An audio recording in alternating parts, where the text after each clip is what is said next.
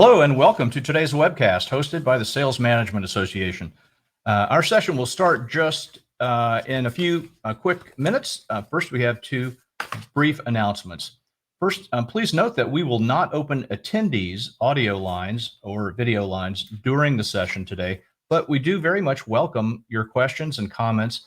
You may submit those as we go. We'll keep an eye on those. You can do that in two ways. You can add your comment to the chat window, which is below the video display screen on our webpage.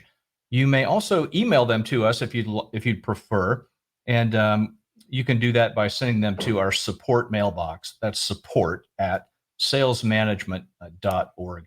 And during the broadcast, I'll include this little message. Actually, here's an alternate email address you can also use: q@smassoc.org. If you find that easier. And we'll remind you a few times how to submit your questions and comments. Thank you for those. Also, as a reminder, today's session will be recorded. We'll make it available for playback in the Sales Management Association's resource library, and our members will be able to download slides from today's session and listen to an archived version of the broadcast. Today's session is one in a series of web-based Sales Management Association presentations that feature practitioners and thought leaders in the field of sales force effectiveness. The Sales Management Association is a professional association for sales operations, revenue operations, sales enablement, and sales leadership professions. We provide our members with research, case studies, training, peer networking, and professional development. If you're joining us for the first time, we invite you to consider membership in the association. You can learn about our several membership options on our site while you're here, and we encourage you to look around with us and explore our site at salesmanagement.org. Also, please save the date. We're happy to announce, actually probably for the first time publicly, our 2023 Salesforce Productivity Conference. We'll hold that at the Gozueta Business School on the campus of Emory University in Atlanta on October 5th and 6th. Please stay tuned for more information about that exciting development, and we hope to see you there. I'm Bob Kelly, Sales Management Association Chairman. Today, it's my pleasure to welcome a very impressive panel and talk about a topic that is extremely timely for a lot of sales organizations right now, namely how to improve productivity, often in the face of uncertain demand or some volatile economic conditions. And how to do that also without turning off salespeople. So let me talk just a little bit about this topic and why we think it's important. I want to do this to set the stage a little bit, and then in a moment, I'm going to introduce our panel who will help me make sense of the challenge that we're addressing today. And that challenge is really to increase productivity. So often when that's the goal, managers look to sales pipeline, sales funnel. And there are a number of things that they typically do first. They try to speed things through the funnel. That's one way of increasing throughput, right? Work faster. Or they try to add things to the top of the funnel. This is the extra tofu strategy. So what if we got, 1,000 more leads? Would that translate into output at the end of the process? There are other things that are often done. We sometimes try to increase the number of shots we can take. So let's relax the qualification requirements a little bit, or let's generate, when in doubt, generate a proposal, and let's try to turn more of these things into realized sales. Sometimes the direction that we give salespeople is simply to work harder, or to remind them of their accountability in working through the leads we provide, or to threaten them explicitly or implicitly. If you know the phrase, first prize is a Cadillac, second prize are a set of steak knives, then you'll recognize that from a scene in the movie Glengarry Glen Ross. sort of a really visceral, portrayal of a culture of so-called accountability. It's often when we do any of these things, really, we have unintended consequences. And so those unintended consequences can affect how happy people are in their jobs. They can also change the culture of organizations. They can run salespeople off. They can also create toxic environments that promote unethical behavior. And so all of these unintended consequences aren't frequently top of mind for managers. And our belief is that it's more important to be aware of these things now, simply because of the challenges in the labor market, the era of endless labor, sort of a next person up mentality to staffing sales organizations. That day has passed, and companies must now compete for sales talent in ways that they didn't have to even just 18 months ago or 24 months ago. So I hope that's helpful as a way of setting context. How do we increase productivity without running the risk of burning out salespeople? And I'm happy that I'm going to have the help of a great panel to talk about these topics today. So I want to introduce them to you. First, I'd like to introduce our first panelist, Dana Mirabella from SalesScreen. She is Chief Revenue Officer at SalesScreen. They are makers of comprehensive gamification, gamification platform for sales forces. She joined SalesScreen as Global Vice President of Customer Success in May of 2021. Before that, she held senior leadership roles in customer success and sales management at Bluecore, Bright Funnel, Open Sky, and LinkedIn. She joins us from New York City. At least I think that's where you are. Yep. I'm in the suburbs now due to COVID. We live a little further out, but I'm on Long Island. It's great to be here, and I'm excited to talk about the topic. Excellent. Great to have you with us. Our next panelist is Michael Perla. Michael Perla is Senior Director of Business Value Services at Salesforce. He leads a value consulting team for Salesforce's Healthcare and Life Sciences operating unit.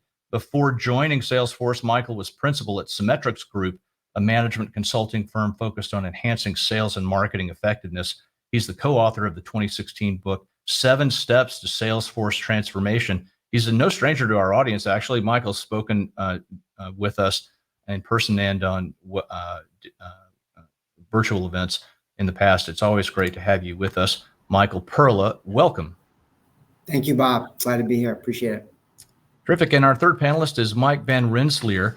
He is Vice President of Sales Enablement at Bank Independent, a regional bank located in North Alabama. Bank Independent manages more than $2 billion US in assets and operates 30 sales offices for customers throughout the United States. Mike joined Bank Independent in 2007, and in his current role, his focus includes sales team effectiveness and sales process improvement.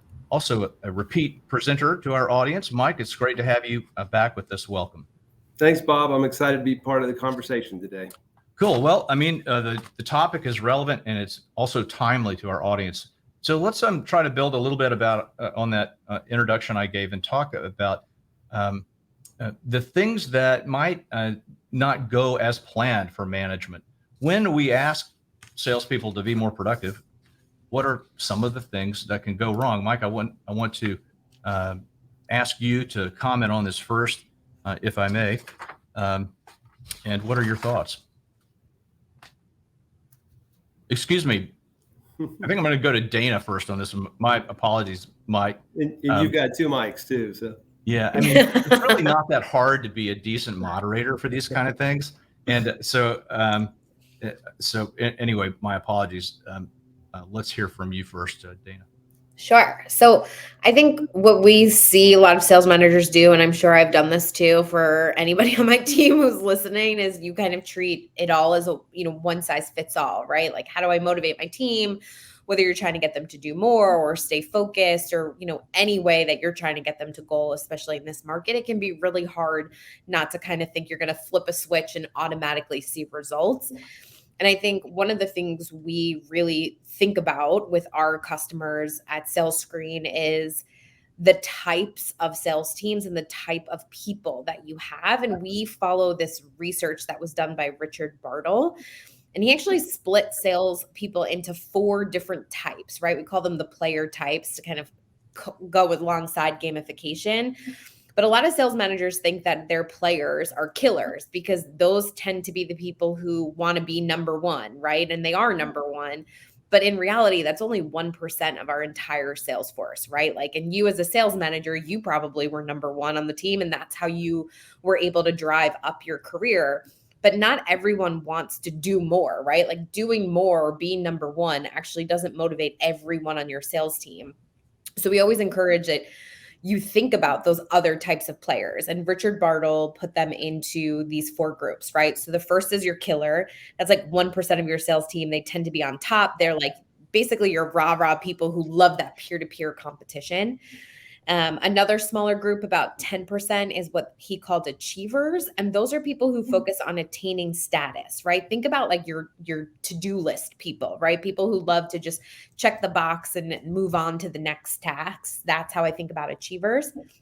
Then there's your explorers, and I relate them to the challenger sale, like lone wolf, where they know where they want to go, but they kind of don't know how they're going to get there, right? And they do eventually get there, but they're more focused on that like exploration and discovery of how they're eventually going to get to goal. And then the largest group of people, according to his research, about 80% is what he called the socialites. And those are the types of players who are really focused on collaboration, networking, feeling like they're part of the bigger goal. And that is something that I think we all forget as sales managers, right? Like we're probably mostly killers on the leadership team because that's, how you tend to get promoted. And forgetting about everyone else can really be a mistake that managers make because you're only motivating a very small percentage of your team rather than thinking about the whole picture. Yeah, I think it says a lot about the relationship a company wants with an employee when management is willing to say, I don't want to treat you like a generic resource. I want to treat you like the person that you are and appeal to what is innately great about you. And so recognizing those differences is really, really smart. And not doing so is a big mistake. I can really see how that would be the case. What else fits in this sort of theme of what can go wrong? Michael Perla, I'd like to hear your thoughts on this. Yeah, no, first let me disclose, I'm speaking in my personal capacity and not on behalf of Salesforce. So I think the main area I thought of, Bob, was just a lot of folks are asking for more information, more inputs that they don't really use from either reporting, analytics, insights, foresight standpoint. And so it's just to have. And I've heard from reps, now and at other times of just asking for more and more and not understanding how it's used as part of, either the sales process or adding value to them. And so sometimes we want to just do something, make a change, but we don't necessarily realize, and I think you mentioned this, some of the unintended consequences of asking for more and not really understanding what's signal and noise. So I think that's, to me, is the key qualifier. Do I really need this? Is it a nice to have information that I need from the reps? Or is this a must have to provide value to the business and potentially to provide value to them? Yeah, you can just imagine how demoralizing it is to be under the gun, being asked to do more. And now you're also being asked to record more or to do more administrative things not directly connected with being productive. So it's a common sin, I think, is to ask people to do more. We'll swing it over to you, Mike Van Rensselaer. Any other thoughts? And I would just want to echo and agree with what Dana was talking about. It's really important to think of our sales team as individuals. It's easy to think of them as the they. How can we get them to do more? and they're all different, and that's really important. In some organizations, depending upon your scale and your ratio of sales reps to managers, that's easier said than done. But I think it's a critical factor. Another thing that I think about is it's really easy to miss the underlying support structure that sales reps need if they're going to change. A lot of times they're set at the sales processes and the effort they're putting in to achieve a kind of certain result that they can get over time. And if we're going to ask them to do more, there may be roadblocks, there may be organizational reasons why they can't. I can think of a couple of situations where we had some lending officers that were talented and could do more, and it wasn't until we could get them better support that they actually were able to do that. And so that's one of the things to think about if you're going to ask them to do more or to do faster, to make sure they have all the support that they need. It's a great point. Yeah, I mean, they'll do anything if they're well supported enough. Mm-hmm. They can achieve any goal, right? So it's only fair, and it's also only fair to push back and say, when are you going to give me that those things I need to be successful if you are doing the selling? So let's move on. Let's tackle something else, and it's sort of the flip side of this previous question. And the question is, what are examples of changes we can make that improve productivity but are less disruptive or perhaps less risky of doing harm in our relationship with valued team members and sales person employees? How might we approach that? Any examples that you could share, Michael Perla? I want to swing over to you. Some examples of maybe less disruptive approaches here. Yeah, I think you talked about it. I think there's this whole effectiveness versus efficiency, right? You hear it go back and forth, and not everybody defines it the same way. So when I was thinking of this, I thought really around, I think, doubling down on effectiveness and making sure you're on, the right account, the right opportunities, and the right activities that likely revolve around, people talk about your ideal customer profile or your ideal client profile. What does that look like? Where do you unlock the most value for your customer, right? That's where you kind of want to fish. And I think at times we respond to a lot of noise or what have you. So that would be one area to double down on in making sure you're pursuing customers, prospects, accounts where you create the most value for them. Because ultimately you're going to take a slice of that pie. And that's what you want to do. And they're more likely to, be able to make the value case, et cetera, because you're driving a lot with them. I think, the other one that you look at is based on characteristics. You think of white space, you can think of, I've been successful here. What attributes and characteristics make the most sense of accounts that you want to pursue that you're not in? So this is also related to your ICP, but also looking at, of our very best customers, what attributes, characteristics, definitions do they have in common that I can look for patterns here and that I'll have a better chance of being successful. So I think when it gets, you're looking at productivity and in this challenging environment, you really want to focus even more clearly on where you can be successful, where you create the most value, and where you can expand your relationship and engagement. Yeah, I mean, you're talking about aiming here instead of blindly firing, at targets to perhaps overly reduce your comment. But fair. Thank you, Dana. Additional thoughts here. Is that similar to an approach you might take at SalesScreen?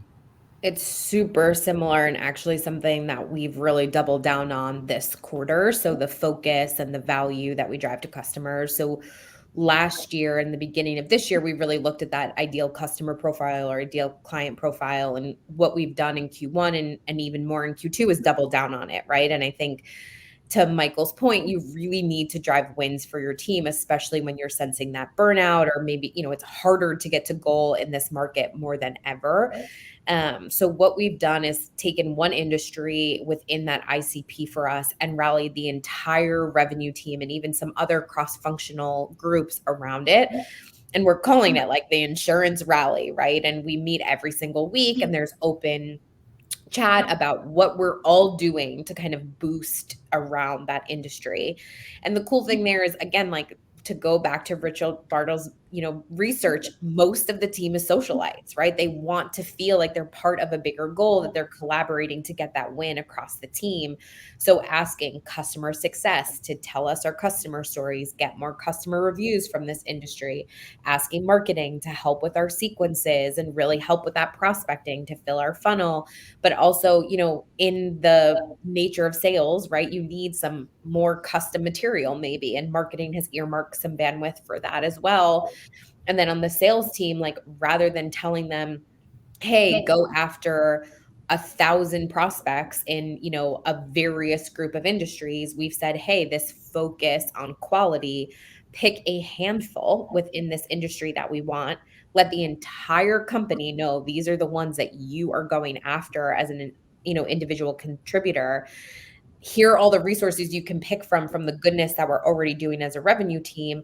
But we are basically saying, hey, if you flag this as your focus within this rally, we will really back you in that as well. So it's done a lot for the motivation of our sales team. It's done a lot to double down on the ICP work that our operations team has done.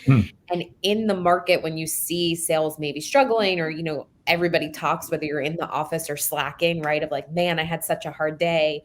Now other people in the organization feel like they're kind of boosting sales as well, which at the end of the day, like, that bottom line revenue is what everyone is kind of thinking about and talking about. And now it could come from prospects. And for the CSM team, they're trying to grow and retain as much business within this industry as well. So I totally agree on the focus, the quality, and also, like, the more you can do outside of your sales team, right? Like, it's a cross-functional effort all the time. Like, lean into that a little bit, and you might see better results and morale from your sales team as well. Yeah, these are really powerful ideas. Thank you for sharing those. I've been doing a lot of reading recently on culture, and culture is a super vague concept, especially in companies. It gets thrown around without meaning a lot, but people who really study it, they say that culture, it arises when a group of people do some things together, and they solve a problem together. And so what you're describing is actually getting people to solve a problem together. And it can be negative too. Sometimes there's, how do we cheat the comp plan? Let's work on this together. And it's a culture of, conniving, right? But what you're describing is a culture of, problem solving. And you're also giving your folks, you're sort of recognizing that they work for you because they must have some good judgment. Let's put that good judgment to work, and have you, work on some things that you think are important. And so, many in our audience are sales ops types. I mean, I come from that background too. The temptation is always to tweak the algorithm without thinking about where in the machine do people make good decisions. Mike, I've heard you talk about this too. I want to have you maybe pick up on this thread. Where does this idea of maybe recognizing the autonomy that people have to make good decisions come into play here? Yeah, Bob. And I think it does go back to that idea of culture, and being intentional about your culture, because we all have a culture, whether we know it or not, whether we talk about it and think about it, either we drive it or it drives us. And so for us as an organization, we know we're relationship-based selling. So it's really important that we give our sales folks a lot of agency. We don't force a process. We have a funnel process, but we don't necessarily force that, because we've got sales reps that we have brought in from other institutions that have had long track records of success. And we have folks who have all different kinds of personalities, different markets, they're at different stages of their life. And so we really give them a lot of agency. And you may be an organization that really focuses on a consistent methodology, and maybe that's not for everybody, but for us, part of our culture is letting folks be themselves as long as they're having success. So I had a colleague who said he was a college baseball player, and he said he had a really unorthodox batting stance. And his coach said as long as he was hitting for power and average, he wouldn't adjust it. But if anything went off the rail, then he would step in and adjust. And I think that kind of sums up how we think about things too. So if we have folks who maybe are struggling with goals, who ask for help, we'll bring in best practices.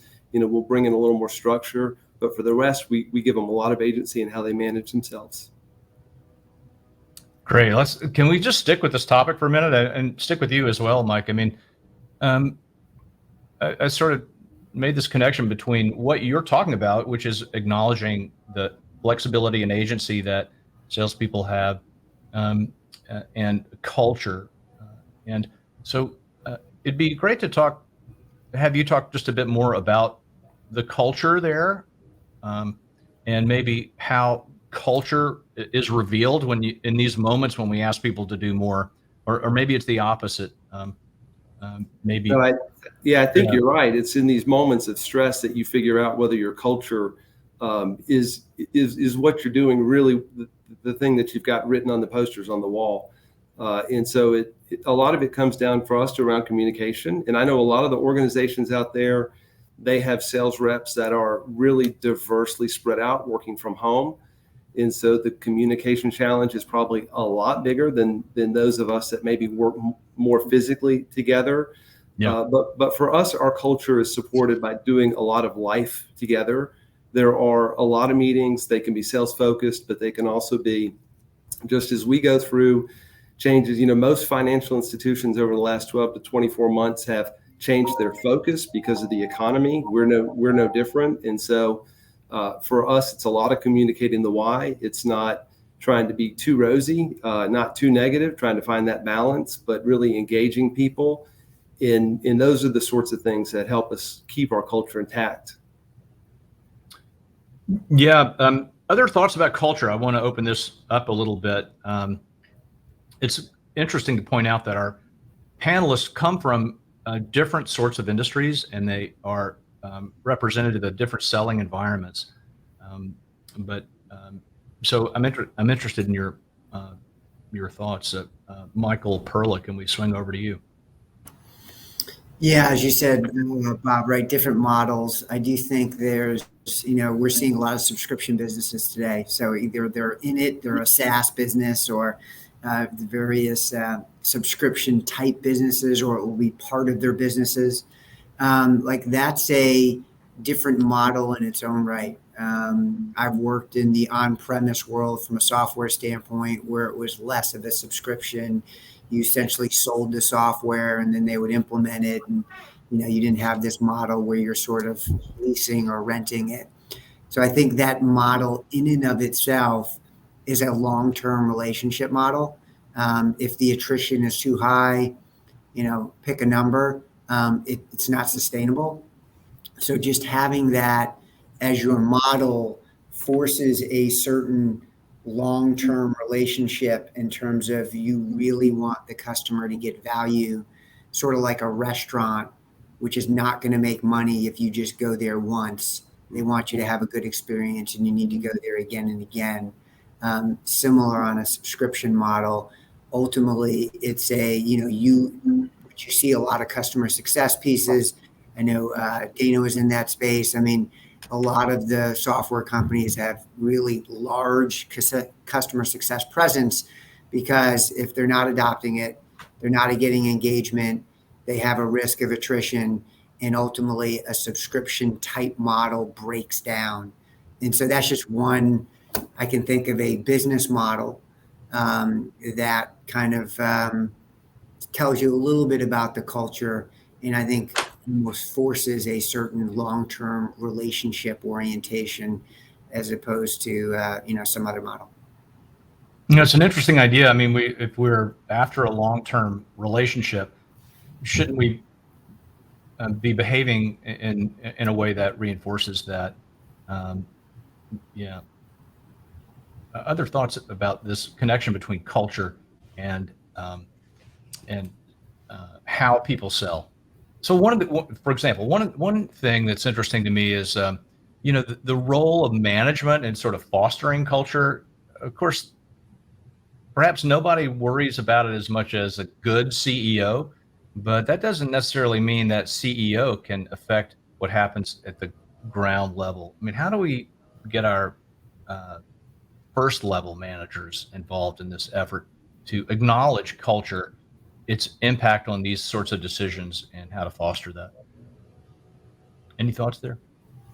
I think for us, a lot of it is about like transparency from the top down. Our senior leaders have to walk the walk. They have to embody the values. We all have to know what the values are. And so for us, that is, playing by the rules and treating people the way they want to be treated. We treat each other the same way we want our sales reps to treat our customers. It's really no different. And thinking about all of us as being on the same team, there's no, and there can't be us versus them. And so I think for us, that's probably one of the biggest factors. Yeah, I think from a senior leadership standpoint too, how you invest in your leadership team is really important. And one thing that Michael said while we were prepping for this that I loved was that there's this concept of toxic positivity. And I think when you're thinking burnout or down market or this economy, it's very easy as a CEO or a senior leader to say, everything is fine. It's great. We're doing wonderfully, great job all the time, and not really resonating with your sales team who is pushing harder. Your management team is pushing their ICs harder, right? They may not be hitting the results that they want to see during that. So as you as a senior leader, and Mike said this too, the right mix of positive reality and, how you're going to keep them motivated, I think is really important. And making sure that they have the tools they need to be thought leaders in the space, right? And do the same at every level, even down to the customer, right? Because for us at SalesScreen, our customer, our sales team, so they're feeling the same burnout that our team might be feeling. So I think that mix of transparency, your focus, how you incentivize your team to continue through the muck, right? We're all kind of running through quicksand trying to keep where we're at, in the best way possible. So I think something that goes a really long way is when that message is the same all the way down as best as you can, but also is different, so that when I'm talking to my head of CS versus my head of sales, my approach has to be different, right? My head of sales is struggling more than the head of CS right now in different ways. And he also is a killer. My head of CS is a true socialite, right? He wants to know, how am I contributing to the bottom line of the company? How do I get better as a leader? Where my head of sales is, I need to close more deals and do more, right? So if you don't adjust your transparency, your coaching, your motivational tactic there, I would fail them both. And then they would be frustrated with me when they had their one-on-ones with their own team. That frustration would carry through. So I think it's really important to think about that mix when you're a senior leader, and how it will trickle down, and how to make sure you're giving your team the right tools to adjust as well and keep that motivation as high as possible. Yeah, this is really nuanced. It's part of being a good manager, a good coach too.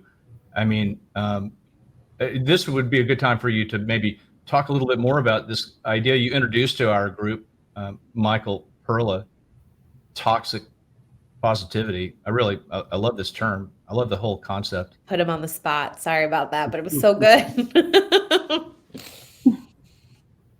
What are we talking about here? Oh, Michael, are you still with us? Yeah. No, sorry about that. I think it's toxic positivity. Michael, how's everything in your sales territory right now? Are you making an example, or? Yes, you're to answer in the following way. You're to say, it's great, man. Everything is coming up aces for me. I'm killing it. I am killing it. Yes. Yeah. Whether or not you are. Yeah. No, I get it. I think, I liked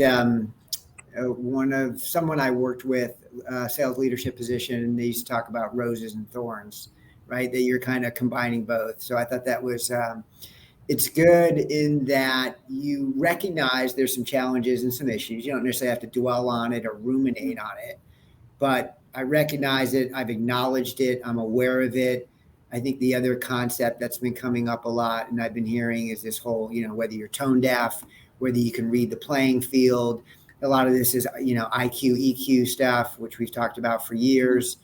So, yeah, I think it's just recognizing, there's things we need to overcome. There's hurdles. Here's the punch list. Here's how we're going to do it.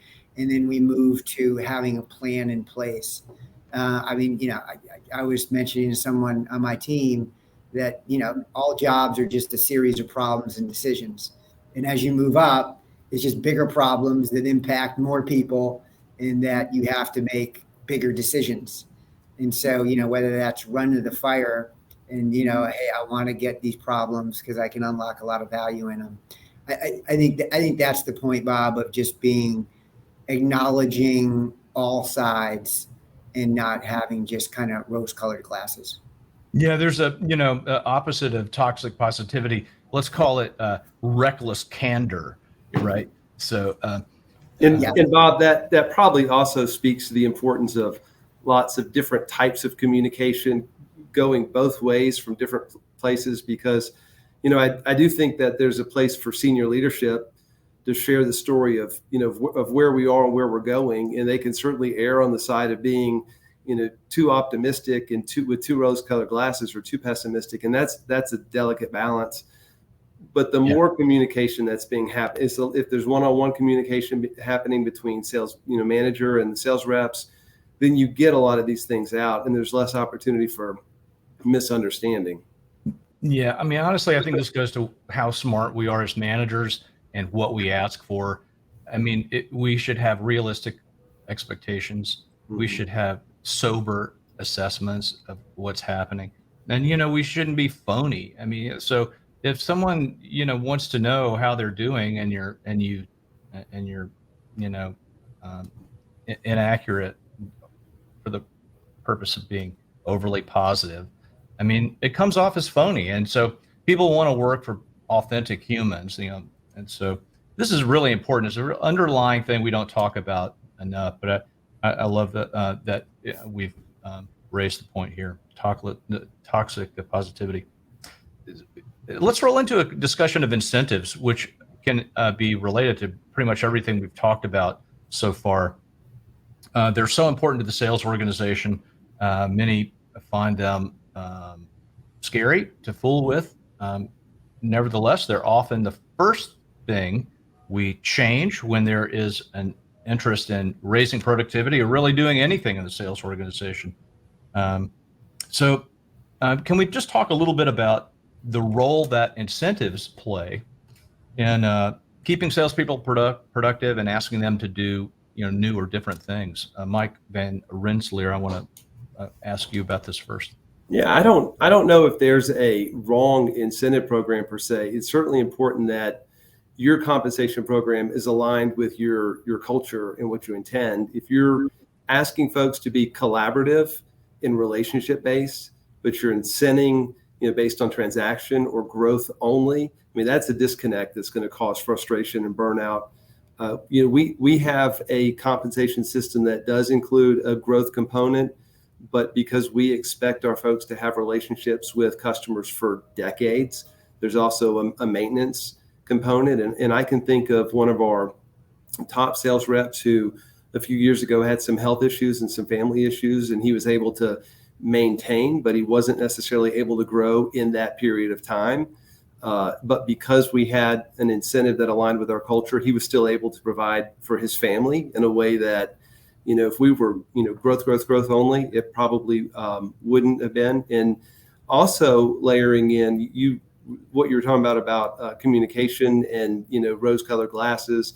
A lot of times we expect our compensation plan to be the only sales management tool. Like we put that out there, like, if they want to grow their compensation, they're going to grow sales. And really a compensation program, as well intended as it is and as well thought out as it is, can't be a substitute for sales management. It's just one of the components. But I think we also all know although we're not getting Cadillacs and steak knives like you referred to earlier, there's a non-cash component that's important. And that may be different across different organizations. If you have sales folks who are more individual reps, it may be more prized based. For us, it's a lot of team stuff. All of our sales reps spent Tuesday night together at a minor league baseball game, just celebrating. One of our area presidents threw out the first pitch and did a great job, and we thought that was the best thing in the world. And for us, that's part of our compensation program because there is a cost.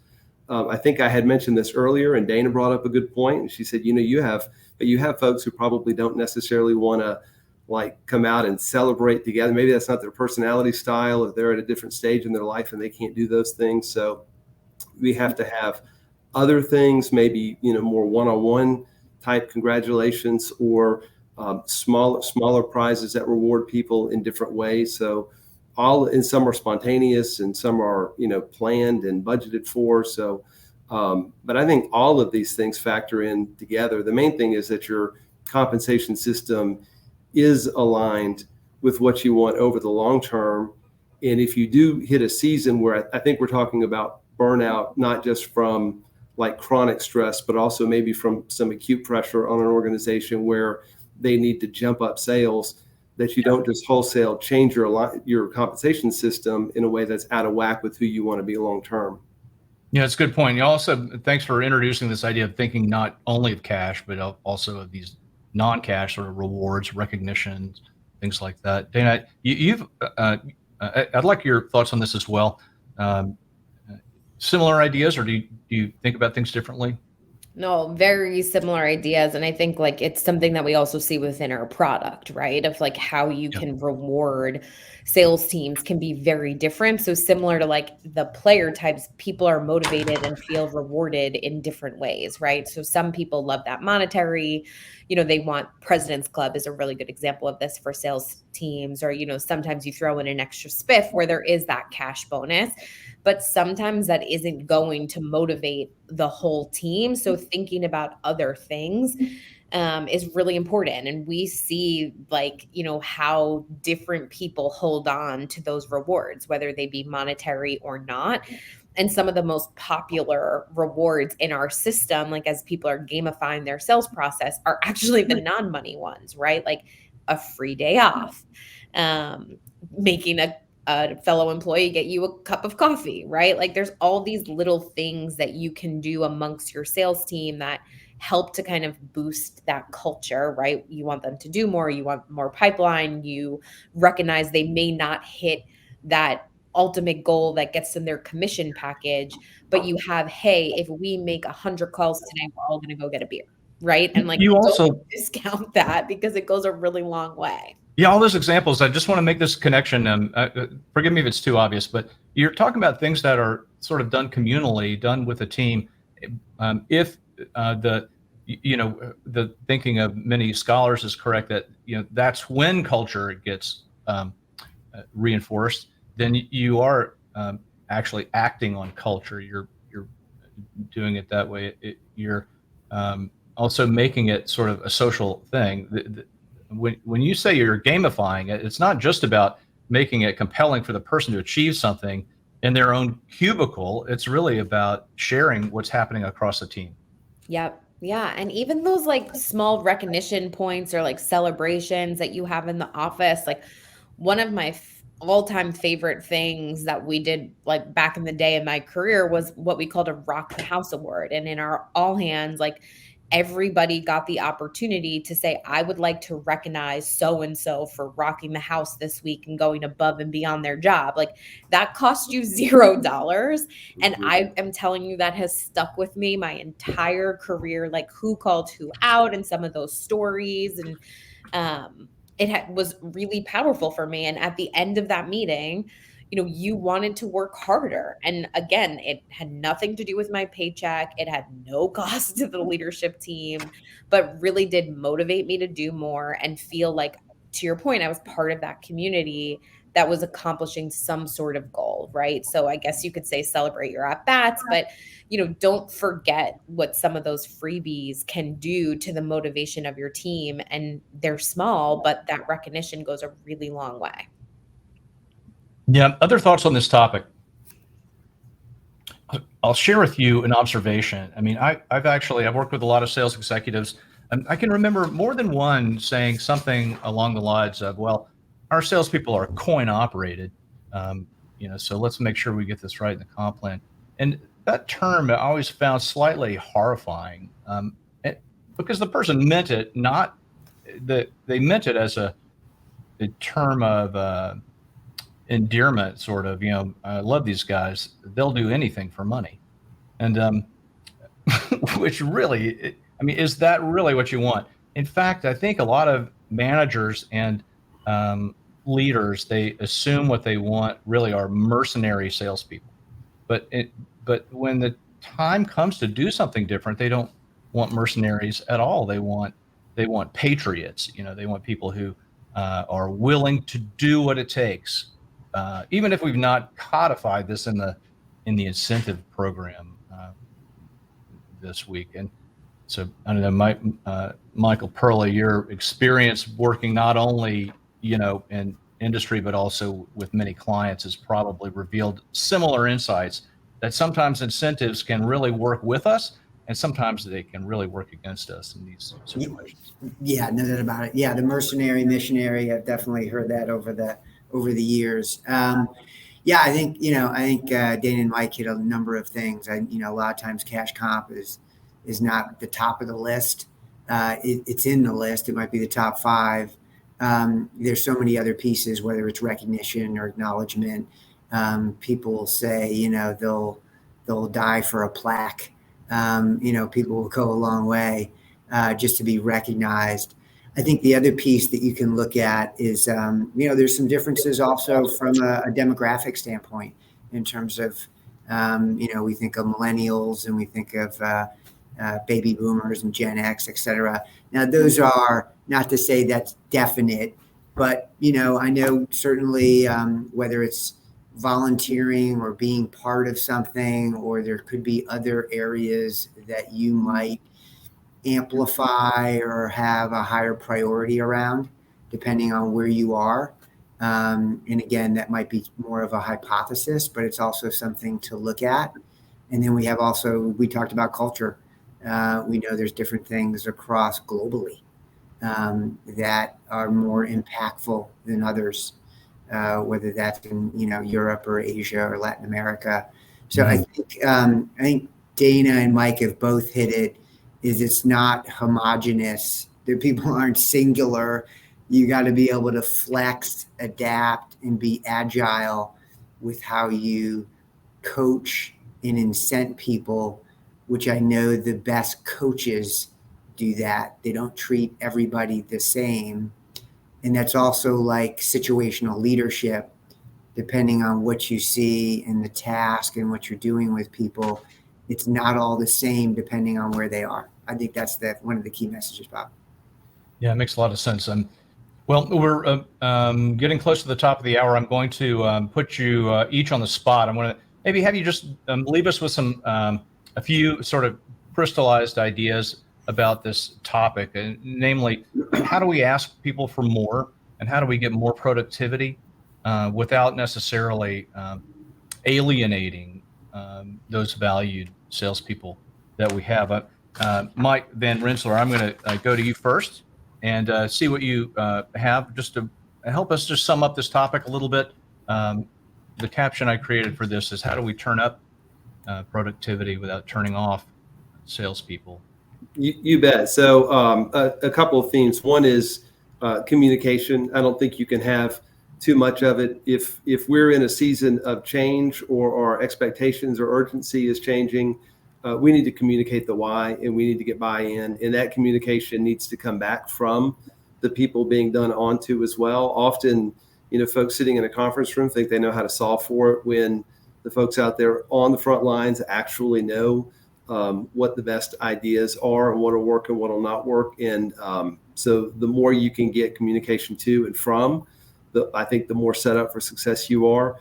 I think the second one, and we've really hit on this one pretty good. I don't necessarily even think about sales reps. I think about people who happen to sell. In front of me, I've got on my whiteboard every one of our every one of the folks that I support that are in sales, I've got their name. And I tend to think about if something is, I've got it written up, and if something is coming across that's going to impact them, I look at that, whether it's compensation or goals or whatever. And I think about, how does so-and-so going to think about that? And how does so-and-so going to think about that? So if we can think less about like abstract salespeople and more about, individuals who are all in different stages of life and with different backgrounds and personalities, then I think we'll be more successful. Good stuff. Dana, I'm going to give you the last word, but first I'm going to ask Michael Perla for the same thoughts. Sum up for us your thoughts on this. Yeah, I guess I'll preface it. There is no silver bullet here, right? I think there's various tools in the toolbox, and I think we've said that there's one thing is not going to work with all people. I think there's a lot to do more with less. And doing more of the wrong thing is not going to help you. This is the classic analogy of, is your ladder on the right wall? You can climb really fast, but you're on the wrong wall, meaning you're not focused on the right, whether it's accounts, opportunities, relationships, what have you. I think that's a piece. And then I think the other one, and I've written some stuff on kind of the dose response. What's the minimum dose I need to get the maximum response? A lot of things are an inverted U curve. It reaches some apex and then actually it doesn't do as well. You could think of exercise this way, right? I mean, at a certain point, whether it's running or what have you, and then other points you're starting to get injured and sick and it's not working well. So there's a lot of things you need to figure out, where do I reach the top of that U where I get my maximum output, outcome, response, and where does it start to fall off where I get burnout, attrition, people want to leave, they're unhappy. Not always the same, but I think that would be an area I'd want to diagnose, triage, and understand. Yeah, good counsel. Thank you. And Dana will let you have the last word here. Well, thank you. Well, I'll echo what they said and, just add a little bit of my own flavor to it for sure. I think one, figure out how to motivate them, right? And if you don't know, ask them how. We've said this many times, one size does not fit all. So ask them, right? How do I motivate you to get to your goal, right? And then try to incorporate that however you can into your management style. And I totally get you have to do some things at scale, but try to do some things individual as well. The other thing I would say, focus, right? Michael just said that, sometimes less is more and will actually help you get to goals. So I think as managers, we tend to try to do as much as possible when we feel like there's burnout or we're not getting the right level of activity. And sometimes it really means do less. And then lastly, especially in this time, and when you think your team is burnout, try to make it fun, right? Don't forget to celebrate the at-bats and the wins that your team is having, so that, when you need to course correct, you can celebrate when that correction has taken place. And I think that's hard to do in this economy, or when you feel like your sales team is really struggling. Remember that, it should be some element of fun in the day-to-day activities that you're doing as well.